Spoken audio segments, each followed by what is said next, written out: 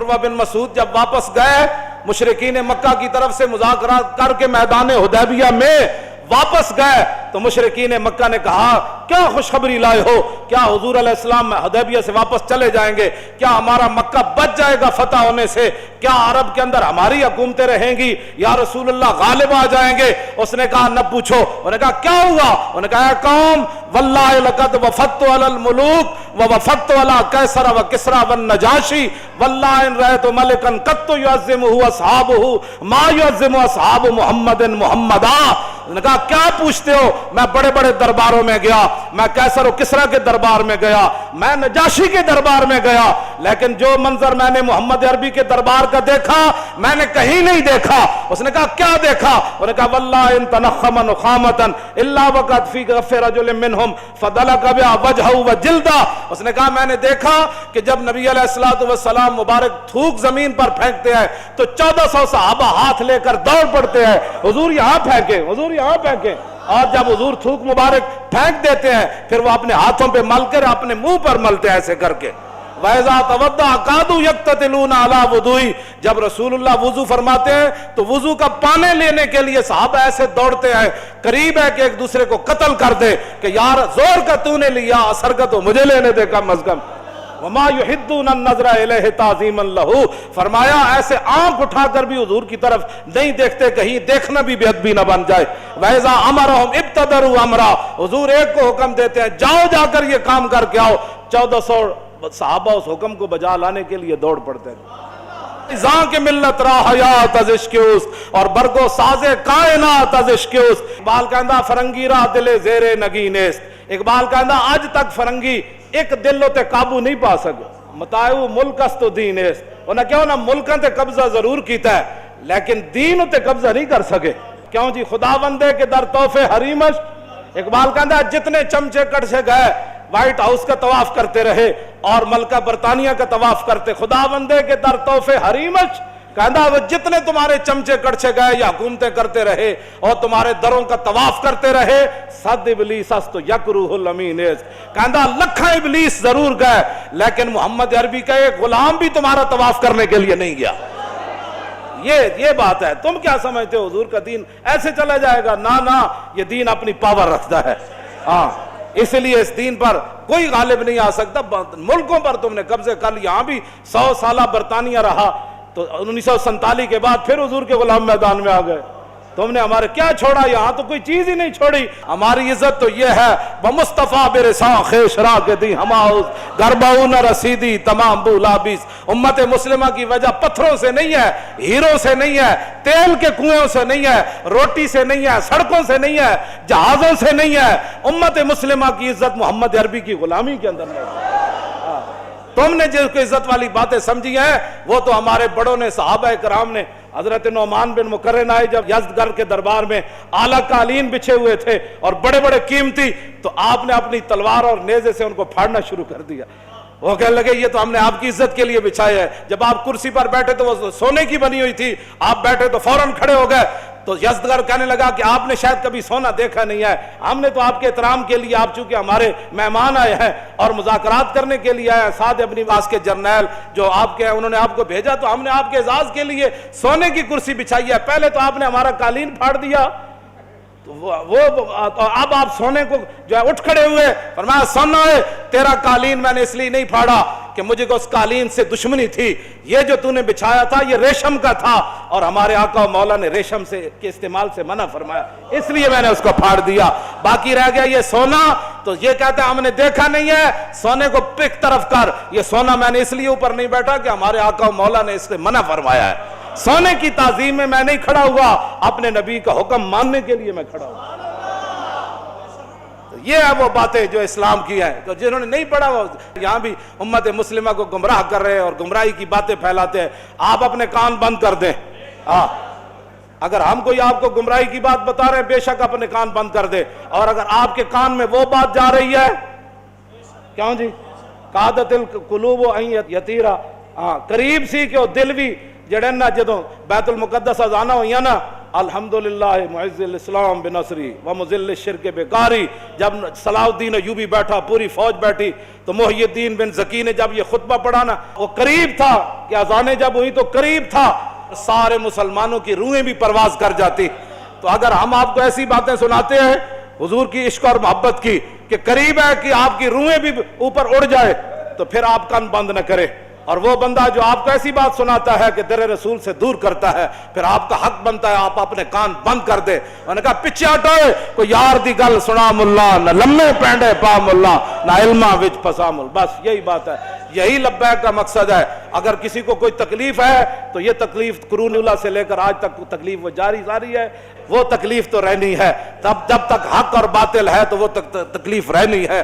جب تک محمد عربی کے غلام موجود ہے اور حضور کے دین کے دشمن موجود ہیں، موسیٰ و فرعون و شبیر و یزید، ایند و قوت از حیات آمد پدید. اقبال کہتا ہے حق اور باطل کی ٹکر شروع سے چلی ہے اور تا صبح قیامت یہ جاری اور ساری رہے گی. لیکن امتحان حق والوں کا ہے کہ وہ کب تک کھڑے رہتے ہیں.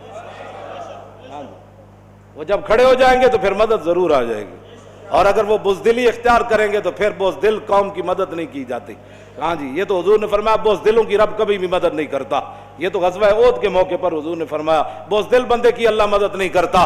اور اس کے لیے پہلی شرط بھی یہ ہے، جنگ یرموک میں جب صحابہ کی لڑائی لمبی ہو گئی تو مسلمان خواتین نے صحابہ کو صرف مدینہ منورہ سے اتنا سارا ایک جملہ لکھا، لمبا خط نہیں لکھا، صرف اتنا ایک جملہ لکھا. فرمایا مسئلہ کیا بن گیا، اتنی لمبی لڑائی کیوں ہو گئی؟ انتم انصار اللہ. فرمایا کان کھول کر سنو، اور کسی نے دین کی مدد نہیں کرنی، تم ہی دین کے مددگار ہو، تم ہی دین کے مددگار ہو. تو یہ تاخیر کیوں ہو گئی جنگ یرموک میں؟ وہ جو جملہ ہے وہ آپ کے لیے اور میرے لیے تمام کے لیے مینار نور ہے. وہ فرمایا انتم انصار اللہ. کلمہ ہم نے پڑھا ہے تو ناموس رسالت کی بات بھی ہم نے کرنی ہے. کلمہ ہم نے پڑھا ہے تو تکالیف بھی ہم نے اٹھانی ہے. کلمہ ہم نے پڑھا ہے تو رسول اللہ کے دین کو تخت پر بٹھانا بھی ہمارا کام ہے. کلمہ ہم نے پڑھا ہے تو کفر کے سامنے ایسے کھڑا ہونا یہ بھی ہمارا کام ہے. آج کلمہ جو ہم انتم انصار اللہ، فرمایا تم ہی دین کے مددگار ہو، تم ہی اللہ کا مددگار سے مراد دین کے مددگار. آخری جملہ یہ اپنے کانوں کے اندر اس کو ایسی جگہ دیں، گھر کے تو سارے کام تیرے چلتے ہیں، جب دین کا مسئلہ ہے تو کل پر ڈال دیتا ہے. حضرت سیدنا صدیق اکبر نے حضرت عمر کو جو وصیتیں کی نا لمبی چوڑی، ان میں سے ایک یہ بھی تھی. فرمایا عمر بہت سارے اللہ کے معاملات ہیں جو رات کو کیے جائیں تو وہ دن کو، رات والے دن کو قبول نہیں کرتا، دن والے رات کو قبول نہیں کرتا. معنی یہ تھا کہ دن والا کام تو نے رات پر نہیں ڈالنا اور رات والا کام دن پر نہیں ڈالنا. بہت سارے معاملات ایسے ہیں جو اللہ رات کو ہی قبول کرتا ہے اور دن والے دن کو ہی قبول کرتا ہے. تو یہ حضرت عمر کو وصیت تھی کہ میں تو جا رہا ہوں، یہ نہ ہو کہ کیسر و کسرا فتح ہونے میں تاخیر ہو جائے. میں تو جا رہا ہوں، میں تو ہموار کر کے ساری زمین، یہ نہ ہو کہ حضور کا دین پھیلنے میں کوئی ایک لمحہ بھی تاخیر ہو جائے. ہاں یہ حضرت عمر کو صدیق اکبر نے فرمایا آج دین کیوں نہیں تخت پر آ رہا؟ جس سے بات کرو وہ گھر کے لیے تو بڑا مخلص ہے، لیکن جب دین کی بات آئے تو کہتا ہے میرے پاس ٹائم ہی نہیں. میں آپ کے لیے دعا گو ہوں. بھائی دعا گو جن کا ہم کام کر رہے ہیں نا وہ دعا ہمارے لیے فرماتے ہیں. ہم نے تیرے لیے دعا کی درخواست نہیں کی، تو دعائیں کرتا رہے لیکن عملاً آنا میدان میں کام کر دین کا. ہاں جی، وہ تو آپ ہر بندے کا کام ہے کہ آپ جس طرح اپنے گھر کے ساتھ حساس ہے نا، اپنے بچوں کے لیے حساس ہے، دین کے لیے ایسے حساس بن جائے. تو یہ عذر آپ میرے سامنے تو کر سکتے ہیں نا. اقبال کہتا لرزم از تو شرم چو روزے شمار، پرصدت آب روئے روزگار، حرف حق از حضرت ماں بردئی پس چرابا دیگرانہ سپردئی. اقبال کہتا ہے جب میں قیامت کا تصور کرتا ہوں تو پانی ہو جاتا ہوں، لرزہ پر اندام جا ہو جاتا ہوں، کانپنا شروع کر دیتا ہوں. کیوں؟ کہا کہ قیامت والے دن جب رسول اللہ نے پوچھ لیا کہ اقبال اس دین کے لیے تو میں بدر سے لے کر تبوک تک گیا، میں نے 13 سال مکے میں گزارے، اور بتا لوگوں نے مجھے یہاں پتھر مارے، میرے چچا جان کے جگر اور کریجے نکالے اور سارے معاملات ہوئے، بتا تو نے میرے دین کے لیے کیا کیا؟ ایک سوال ہی کافی ہے امت کے لیے. تو کیا کہے گا امتی پھر؟ کیا عذر کرے گا؟ آذا یوم لا ینطقون ولا یوزرنہم فیاض. سورہ مرسلات کے اندر اللہ نے فرمایا وہ دن وہ ہوگا جس دن کسی کو بولنے کی اجازت نہیں ہوگی. ایتھے تھے لوگ بڑھ کر دیں نا، وہاں تو زبان پر مور لا دیجئے. اور ولا یوزن لہم فیعتذرون، اور یہ بھی اجازت نہیں ہوگی کہ بندہ معذرت کرے کہ نہیں جی میرے پیٹ میں بڑا درد تھا اس دن. معذرت بھی نہیں، بولنے کی بھی اجازت نہیں. بتاؤ پھر قیامت والے دن حضور کے سامنے کیسے پیشی ہو؟ اللہ کے سامنے اس دین تو اللہ نے اپنے حبیب کو عطا فرمایا، اس دین کے لیے کوئی کیا کر رہا ہے یہ مجھ سے سوال نہ کرے، اپنے آپ سے پوچھے کہ میں دین کے لیے کیا کر رہا ہوں، اور میں دین کے غداروں کے ساتھ کتنا بیٹھ کر دین کی مخالفت کرتا ہوں، اور میں دین کے غداروں کے ساتھ بیٹھ کر ناموس رسالت کر کیا بک بک کرتا ہوں۔ یہ ساری باتوں کا یہ آپ نہ کہیں، یہ تو لکھا جا رہا ہے نا، یہ اقرا کتابک کفا بنفسک الیوم علیک حسیبا، بس یہ کتاب ہی دی جائے گی، پڑھ لے، ہمیں بتانے کی ضرورت نہیں، تو خود پڑھ لے۔ آج اس دن سے ڈرو جس دن کتاب لیتے ہوئے بھی ووضع الکتاب فتر المجرمین مشفقین مما فی، جس دن مجرم ڈریں گے اوہ اس کے اندر تو لا یغادر صغیرۃ ولا کبیرۃ الا احصاها، وہ کہو اس میں تو چھوٹی سی چھوٹی چیز بھی لکھی ہوئی ہے، بڑی سے بڑی چیز بھی لکھی ہوئی ہے۔ تو اپنے آپ کو بدلو۔ یہ صرف تقریریں سننا کوئی مقصد نہیں ہے، حضور کے دین کو آگے لاؤ، آگے منہ آ گیا تو آگے کی طرف چلو، پیچھے کی طرف بس چلو۔ منہ آ گیا تو آگے کا سوچو کہ حضور کے دین کو ہم نے تخت پر کیسے لانا ہے۔ وہ جملہ پھر رہ گیا، وہ مکمل ہی ہو جائے، انتم انصار اللہ، کیا کہا جی؟ انتم انصار اللہ، تم ہو اللہ کے مددگار۔ صحابہ کو صحابیات نے خط لکھا مدینہ منورہ سے جنگ یرموک میں، فرمایا انتم انصار اللہ، تم ہو اللہ کے مددگار۔ کان کھول کے سنو، واللہ ینصر من نصرہ، اللہ اسی کی مدد کرتا ہے جو پہلے اللہ کی مدد کرتا ہے۔ معنی کیا ہے؟ جو پہلے میدان میں اترتا ہے مدد پھر اس کی آتی ہے، جو گھر میں سویا رہتا ہے اس کی مدد نہیں آتی، جو باتیں کرتا رہتا ہے اس کی مدد نہیں آتی، جو تقریریں کرتا رہتا ہے اس کی مدد نہیں آتی، جو منصوبہ بندیاں بناتا رہتا ہے اس کی مدد نہیں آتی۔ پہلے جو اللہ کی مدد کرے، واللہ ینصرو، پھر اللہ مدد حال میں بھی فرماتا ہے، پھر مستقبل میں۔ پہلی شرط ہے کہ نصرہ، ماضی میں کسی نے اللہ کی مدد کی ہو، اللہ کے دین کی مدد کی ہو۔